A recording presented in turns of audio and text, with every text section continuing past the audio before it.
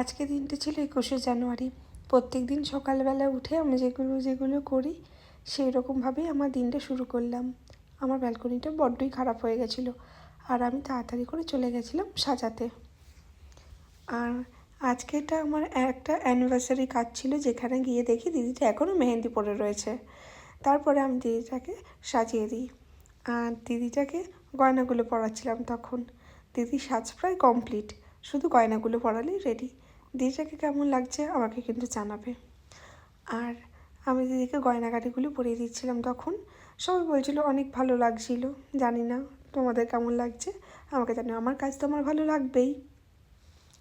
যাই হোক, আমার দিদির কাজ কিন্তু কমপ্লিট হয়ে গেছে। তারপরে চলে গেছিলাম আমার সেকেন্ড লোকেশনে, যেখানে দুটো বোন নেল এক্সটেনশন করবে।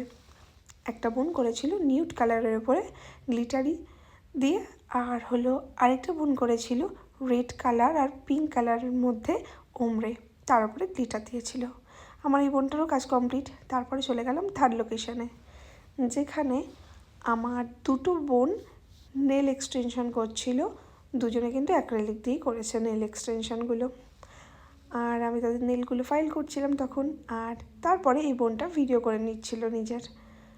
আর তারপরে আমি আমার কাজ শুরু করি। এই বোনটা করেছিল পার্পল কালার আর নিউড কালারের উপরে ওমরে। আর এই বোনটাকে আমি অ্যাক্রিলিক করিয়ে দিয়েছিলাম, অ্যাক্রিলিক এক্সটেনশন, যেটা খুবই ভালো হয়, সবাই জানো যে অনেক দিন থাকে। তারপরে ওকেও আমি ওমরে করে দিয়েছি, কারণ ওদের সবার ডিমান্ড ছিল, ওদের ডিমান্ড অনুযায়ী আমি করিয়ে দিয়েছি। ওরা ওমরে করেছিল আর একটা নেলে আমি করে দিয়েছিলাম কলকা আর্ট যেটা বলবে ওটা। তারপরে ফাইনাল লুক এরকম এসেছে দুজনের।